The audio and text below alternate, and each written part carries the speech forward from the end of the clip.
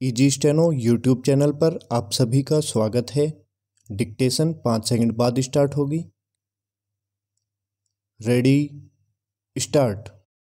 गुजरात विधानसभा चुनाव को लेकर यही प्रश्न सतह पर था कि भाजपा लगातार 7वीं बार जीत हासिल कर रिकॉर्ड कायम करेगी या नहीं।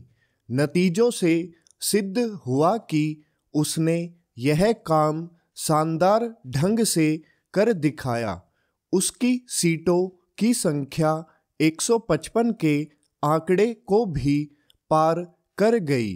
यह अप्रत्याशित होने के साथ इसका परिचायक भी है कि यदि उसके विरोधी दल एकजुट हो जाते तो भी वे उससे पार नहीं पा सकते थे।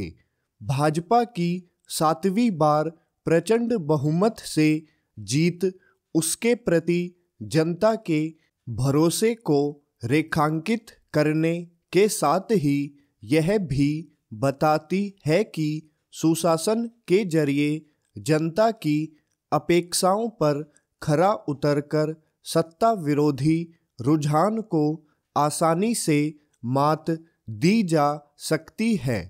गुजरात के नतीजे आशा और अनुमान के अनुरूप तो है, लेकिन इसकी कल्पना नहीं की जाती थी कि पिछली बार 77 सीटें जीतने वाली कांग्रेस महज 17 सीटों पर सिमट जाएगी।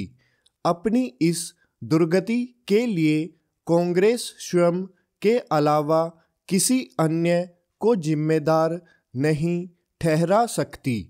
यह एक पहेली ही है कि कांग्रेस ने पूरे दमखम से गुजरात चुनाव क्यों नहीं लड़ा और उसके सबसे प्रभावी नेता राहुल गांधी ने वहां केवल 2 रैलियां ही संबोधित क्यों की।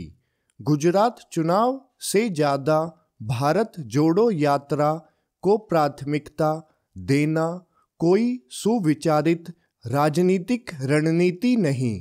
जैसे गुजरात को लेकर यह प्रश्न था कि भाजपा जीत का रिकॉर्ड बनाएगी या नहीं, वैसे ही हिमाचल को लेकर यह सवाल था कि बारी बारी से सत्ता परिवर्तन का रिवाज बदलेगा या नहीं।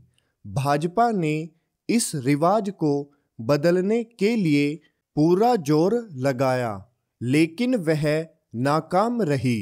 हालांकि उसकी हार का अंतर 1% से भी कम है, लेकिन हार तो हार ही होती है।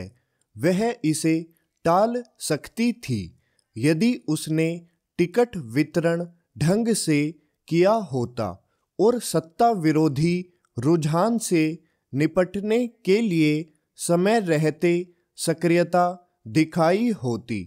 उसे इसका आभास होना चाहिए कि कांग्रेस ने सत्ता विरोधी रुझान को बेहतर तरीके से भुनाया।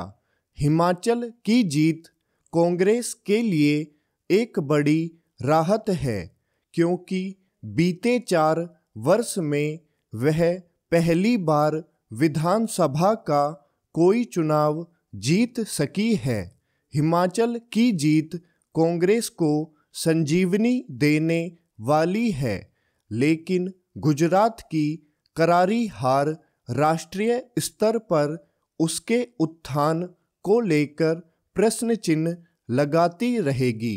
गुजरात और हिमाचल प्रदेश में तीसरे खिलाड़ी के तौर पर आम आदमी पार्टी भी मैदान में थी और अपनी जीत के बड़े बड़े दावे कर रही थी, लेकिन वैसा कुछ नहीं होना था जैसा उसकी ओर से कहा जा रहा था।